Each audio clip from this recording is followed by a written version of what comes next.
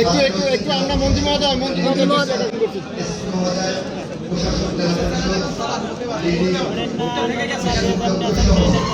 জাতীয়তাবাদী দল বিএনপি সম্মানিত নেতৃবৃন্দ, নাজমুন নাহার সোজা সোজা হয়ে বের হয়ে যাবে, সোজা যাবে সামনের দিকে আগাবে, সোজা যাবে হাতে নেবেন কৃষক গাছের চারা মাননীয় প্রধানমন্ত্রী বিতরণ করছেন। আমি দক্ষিণ গ্যালিতে ভ্রমণের পরে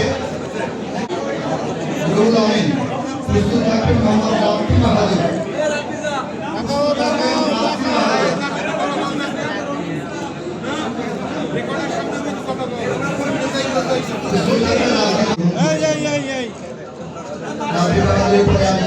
রফিকুল ইসলাম সম্মানিত কৃষক ভাই রফিকুল ইসলাম।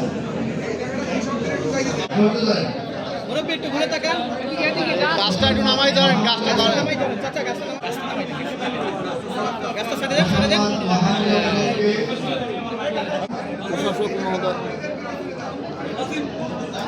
আয়োগের কাছাকাছি থাকেন।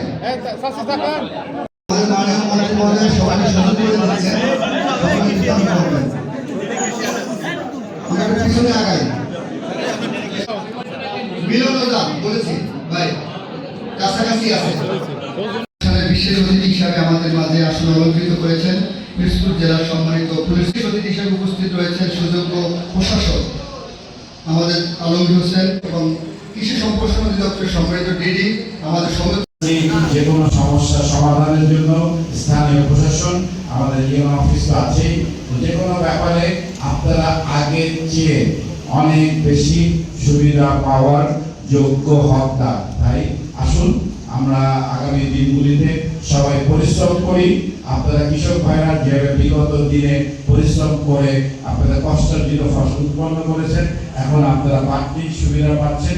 এই সুবিধাটা সঠিকভাবে কাজে লাগান, কাজে লাগিয়ে আমাদের দেশকে নতুন করে গড়তে আপনারা নিষ্ঠার সাথে আপনারা কাজ করে যান।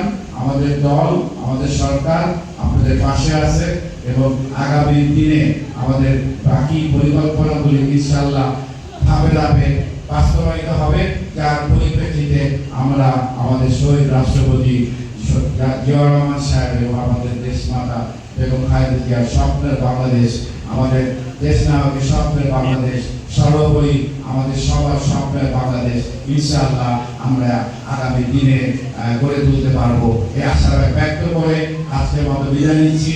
আপনারা সবাই ভালো থাকেন, সুস্থ থাকেন। আজকের দিনটি আমাদের জন্য বহুমাত্রিক আনন্দের দিন। একদিকে আমরা বাঙালি প্রাণী উৎসব উদযাপন করছি, অন্যদিকে সমবেত কৃষকদের স্বীকৃতি হিসাবে কৃষক কার্ড বিতরণের এক ঐতিহাসিক সূচনা আমরা করে যাচ্ছি।